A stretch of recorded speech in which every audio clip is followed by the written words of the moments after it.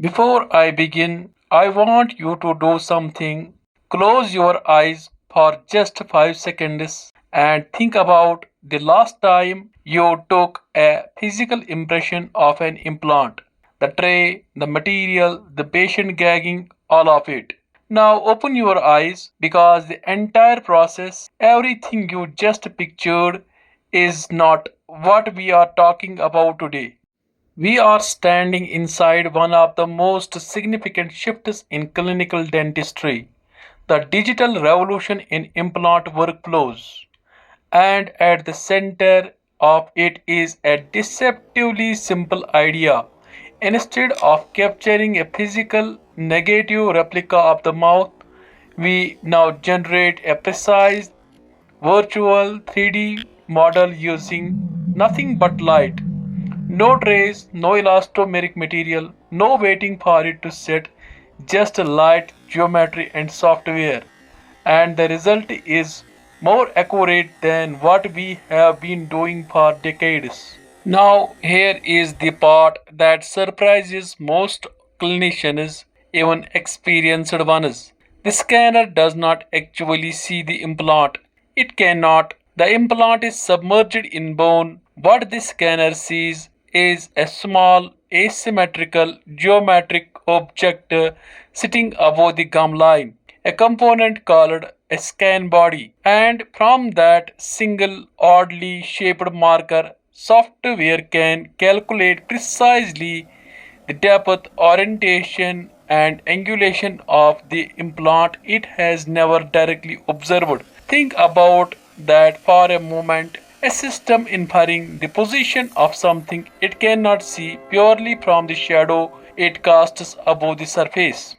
Now let us break down exactly how this works in three steps. Step 1, scan body. Step 2, optical capture, and the last one is the software alignment.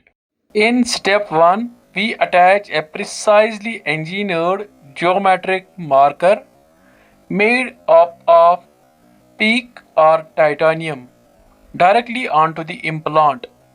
Its shape is deliberately asymmetrical. That asymmetry is not accidental, it is the key to the entire system. In step 2, the intraoral scanner emits structured light into the mouth. As the light deforms against the scan body and surrounding surfaces, it encodes spatial data which the scanner converts into a digital surface mesh, typically an STL file.